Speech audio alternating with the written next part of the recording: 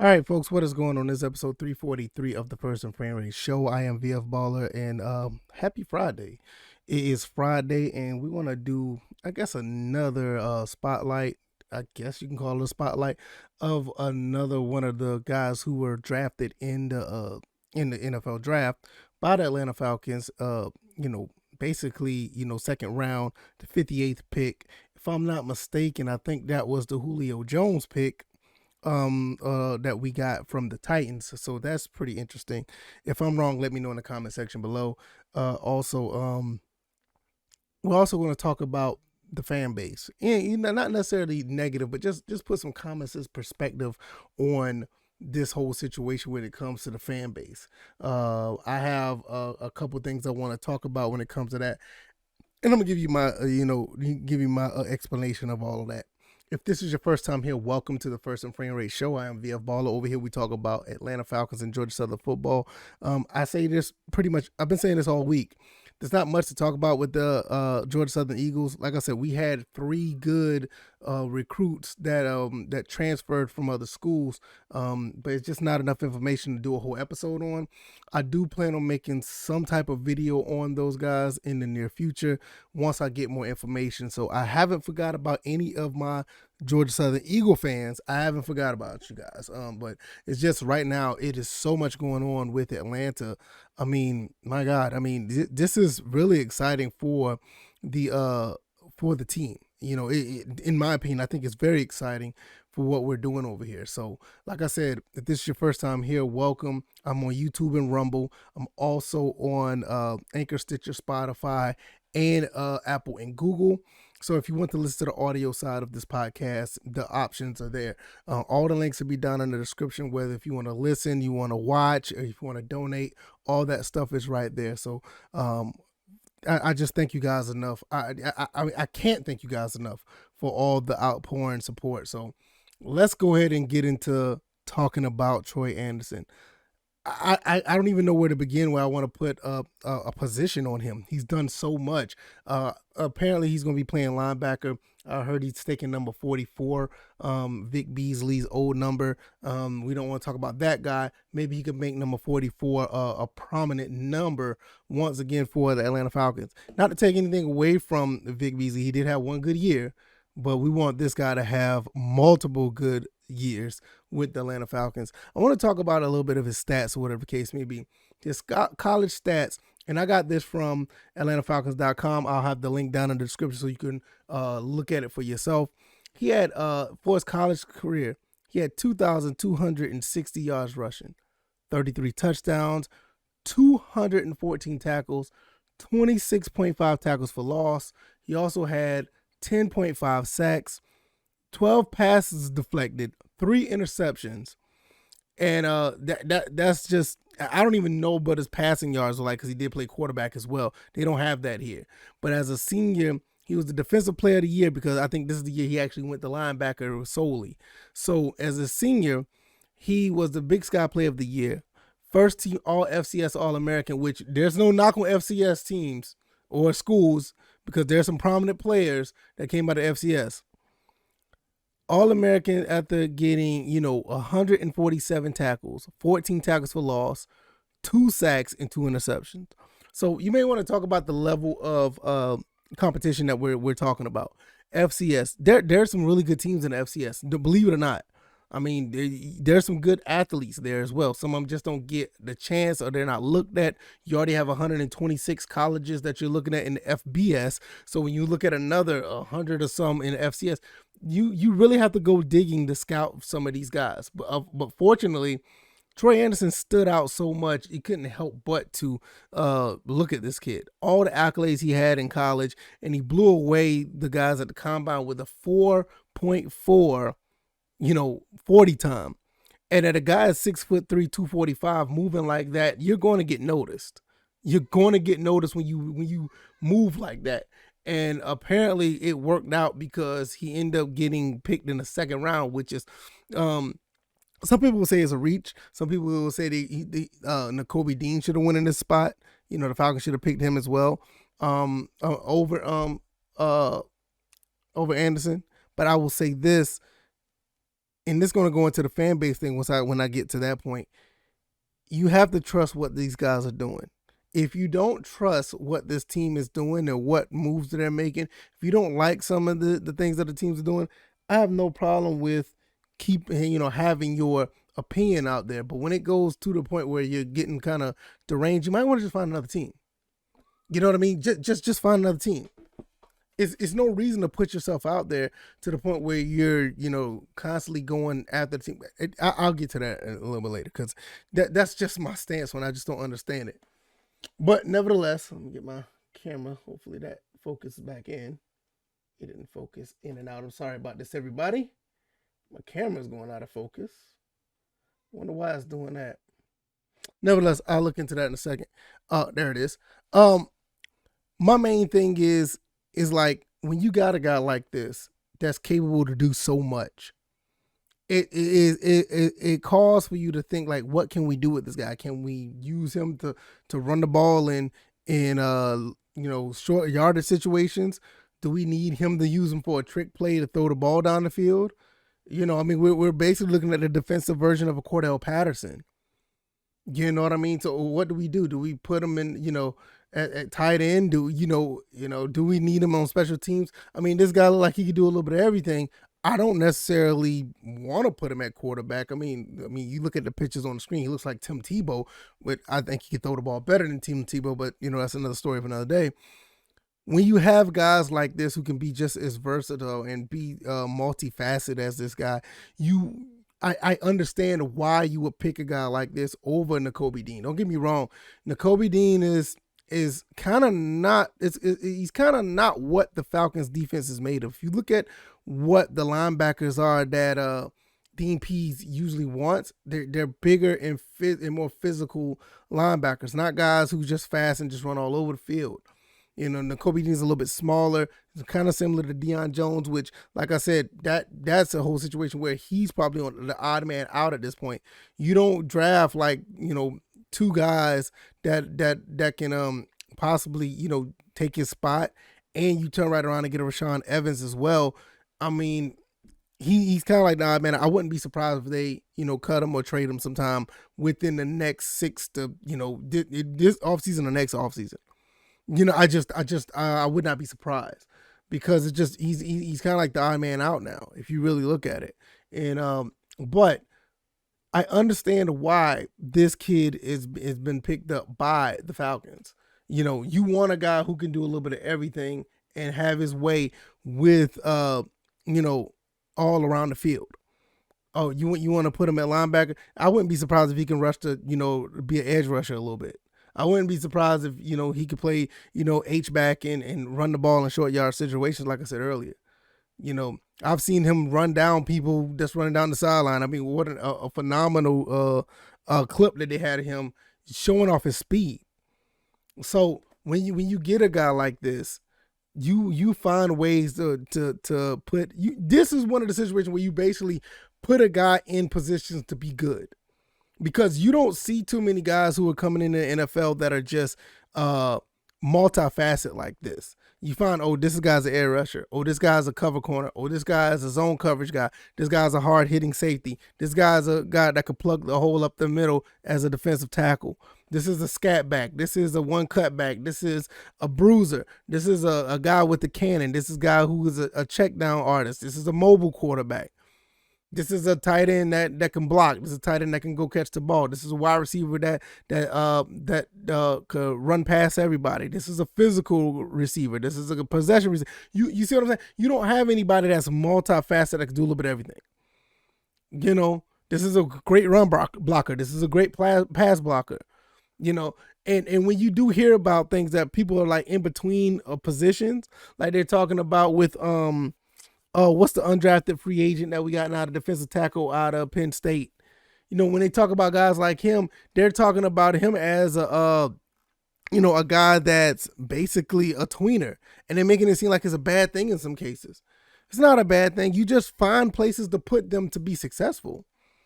And this is what I think any team would want that one guy that could do it all. It's not, and it's almost like in any sport you would want a guy like that.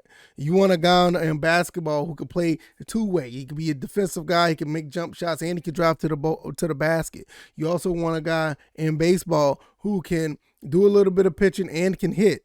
What's that kid name from the Los Angeles or Anaheim Angels or whatever that I don't follow baseball like that anymore. But the Los Angeles Angels or Anaheim or something like that, I think that he played for that team. I mean, he could pitch and hit. You always want, every team wants one guy who can do a little bit of everything. And I don't understand why people would think this is a bad look. I understand the biases of being a Georgia kid and you want guys from Georgia to be on your team. Yeah, I get it. But at the same time, if you're going to go a direction that goes against the biasness of guys who want Georgia Bulldogs on the team, this is the guy that you would want. You know what I'm saying? This is the guy that you would want to pick up. So I'm here for this, and I'm not co-signing everything that the front office does because I don't think they're perfect. But you got to admit, to some extent, when you understand the method of the madness, you understand that they're doing okay. They're doing pretty good. And I want to segue into that, because I'm halfway done with the episode, because I try to do around 20-25 minutes. I want to segue to talking about the fan base. I listen to a lot. I just don't say much because I don't like to go back and forth with a lot of people who are, dissentants or have a dissent opinion about the team. I mean, I just don't have the energy.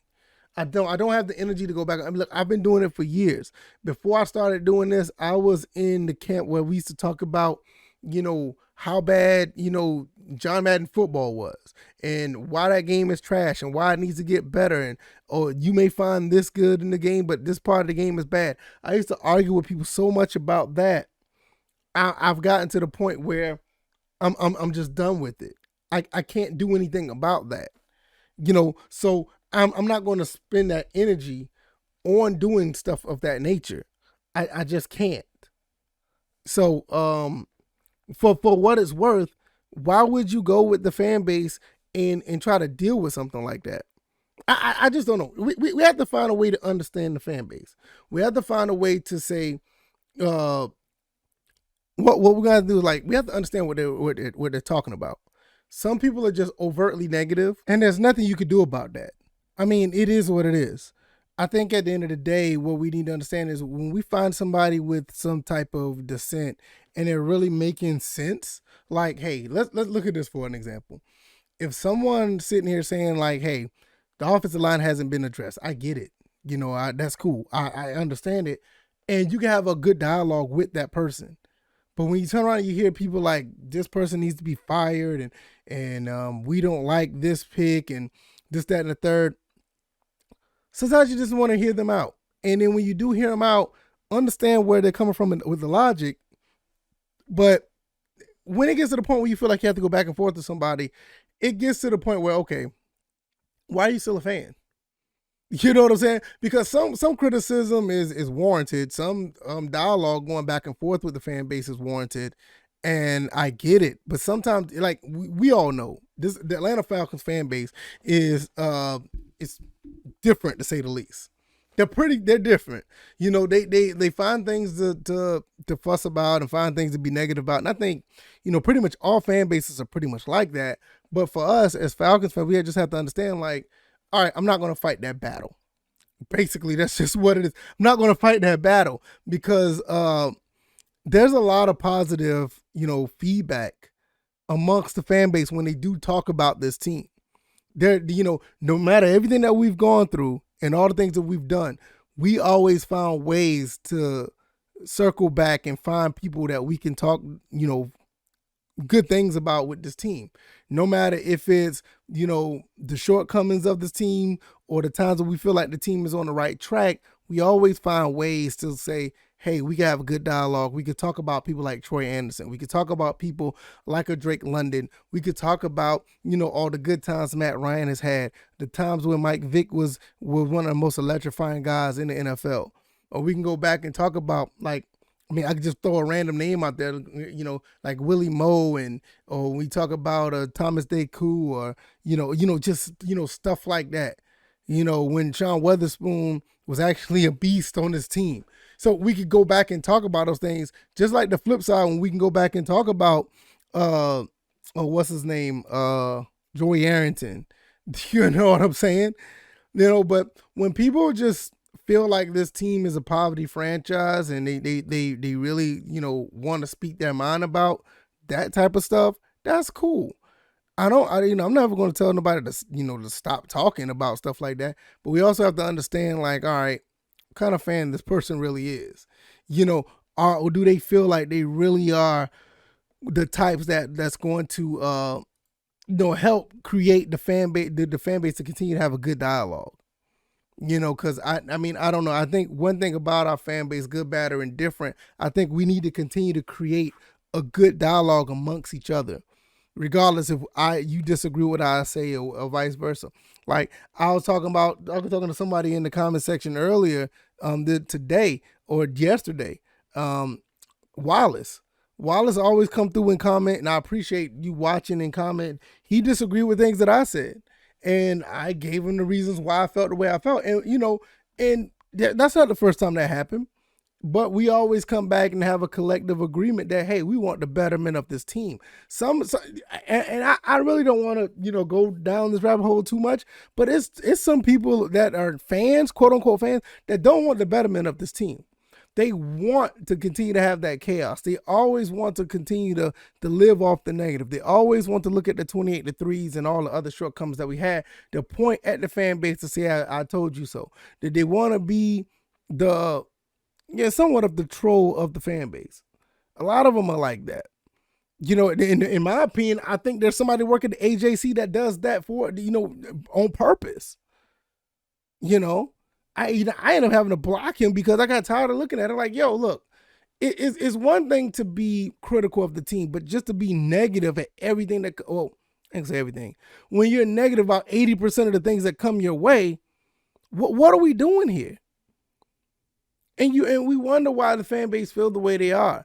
And, don't get me wrong, I love listening to the radio station in Atlanta. I love it. And I'm not even throwing any shade at them because I understand how they do it. But the way they do it when they're critical of the team, is in some cases some of the most logical stuff that makes sense that I can imagine. And that's one of the reasons why I like listening when I do have time, listen to the radio stations, and because some of the stuff, especially, the 92.9 game, the guys are great. They do find a way to be critical, but at the same time, they make it make sense. But you got some people in this fan base just don't do that. And I just don't understand it.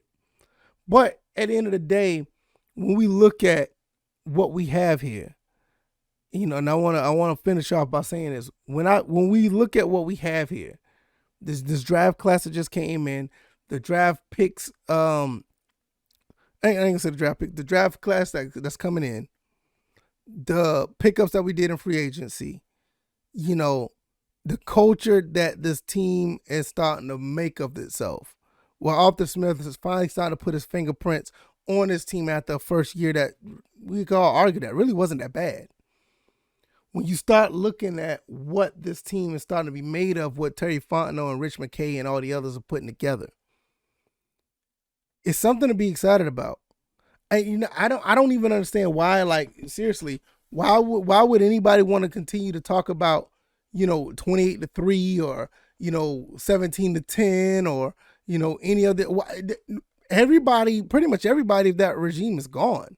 What you want to jump on Grady Jarrett and Deion Jones about that? Really? Why would you want to jump on Deion Jones why would you want to jump on Deion Jones and Grady Jarrett, especially Grady Jarrett? Grady Jarrett just signed an extension with this team. And you still want, we always talk about people who aren't loyal to a team or whatever. This guy has come in and this is his second contract with the Falcons. Like I said, I think he's going to end up being a Falcon for life. And you still want to jump on him because of what? I mean, it happened. I really feel like if somebody can't get over that at this point, maybe they need to just find a new team. And I'm not trying to run them off out of the fan base circle, but I mean, like, your energy could be moved elsewhere. I mean, am I talking crazy? I don't know. I mean, I don't never want to go back and forth with somebody over something like this, but there's times where this gets like to the point, it gets out of hand.